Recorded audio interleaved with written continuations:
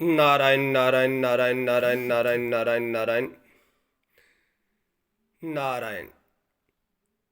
दुनिया मात्र में आज बहुत धर्म संप्रदाय है और धर्म संप्रदाय के माध्यम से 90% से भी ज़्यादा लोग परमात्मा को मानते हैं।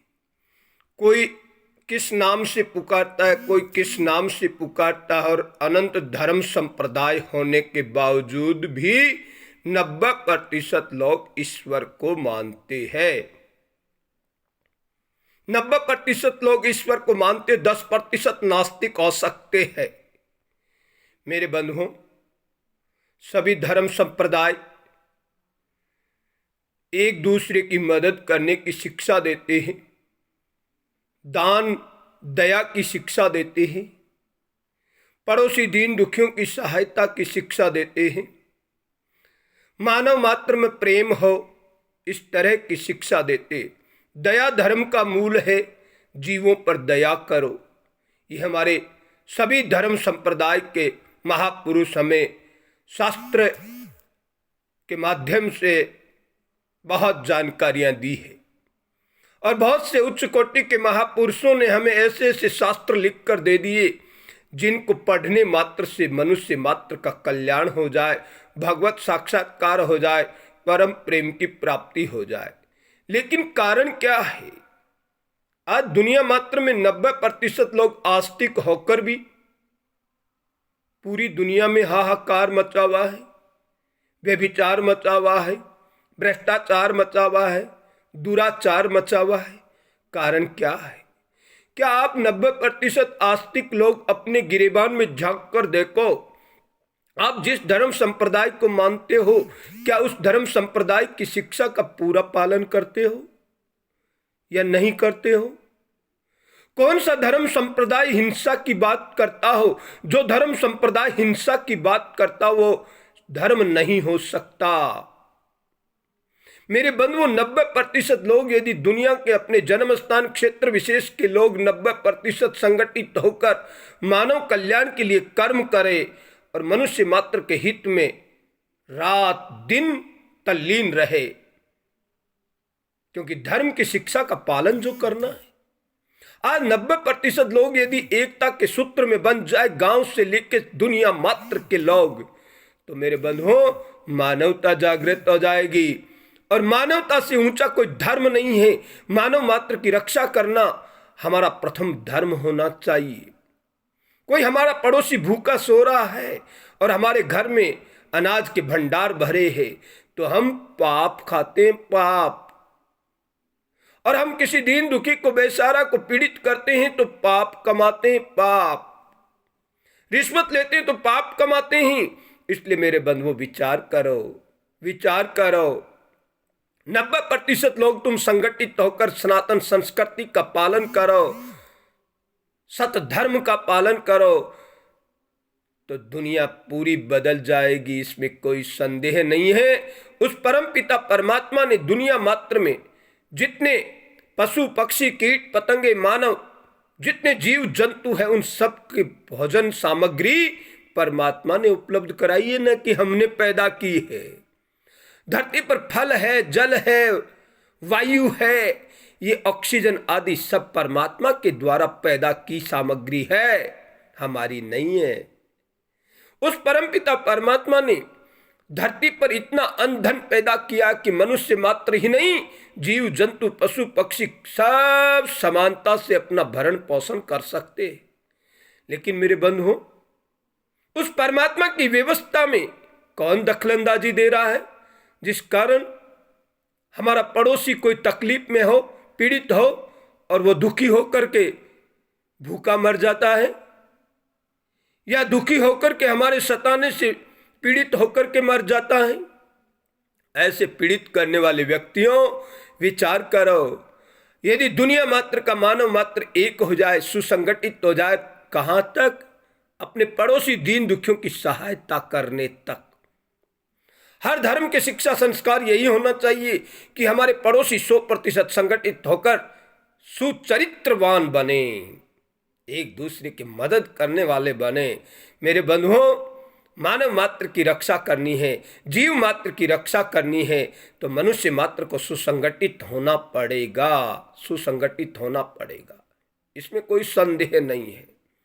यदि मानव सुसंगठित नहीं हुआ तो मानव मात्र को पीड़ित होना पड़ेगा, क्योंकि परमात्मा ने मनुष्य शरीर ही सबकी रक्षा करने के लिए दिया है और मनुष्य शरीर पाकर रक्षक न बनकर भक्षक बन रहे हो। यदि आप भक्षक बन रहे हो तो अपना ही अहित कर रहे हो। अतः 90% दुनिया मात्र के लोगों से मैं आह्वान करता हूं, जो किसी न किसी धर्म विशेष के अनुयायी है और आप धर्म विशेष के अनुयायी होकर आप मानवता जागृत करने का प्रयास नहीं कर रहे हो तो आप नास्तिकों से भी बुरे हो, नास्तिकों से भी बुरे हो, क्योंकि उस परमात्मा की व्यवस्था में आपने अपने धर्म का ध्वजा लहराकर मानव मात्र को ठगने का काम जो कर रहे हो। क्योंकि धर्म शिक्षा संस्कार देता है तो पड़ोसी दीन दुखियों की मदद का संस्कार देता है, और वसुधैव कुटुंबकम, पूरा विश्व एक परिवार है। परिवार को एक सूत्र में बांधने की शिक्षा देना ही सत संस्कारों की शिक्षा है। अब विचार करो, और मनुष्य मात्र में प्रेम की व्यवस्था कौन करेगा? मानव ही करेगा, दूसरा तो नहीं आएगा कहीं से। इस मनुष्य ने ज्ञान विज्ञान व अध्यात्म के माध्यम से आसमान में पक्षी की तरह उड़ना सीख लिया। इसी मनुष्य ने ज्ञान विज्ञान व अध्यात्म के माध्यम से समुद्र में मछली की तरह तैरना सीख लिया, लेकिन धरती पर भाईचारे से चलना आज तक नहीं सीखा। ये कब सीखेंगे हम? कौन से समय में सीखेंगे हम?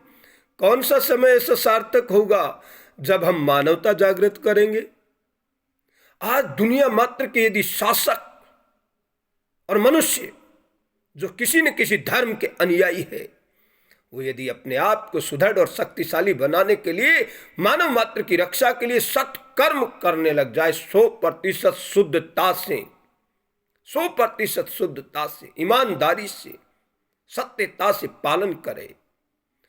कोई भी धर्म हमें किसी का अहित करने की शिक्षा नहीं देता है।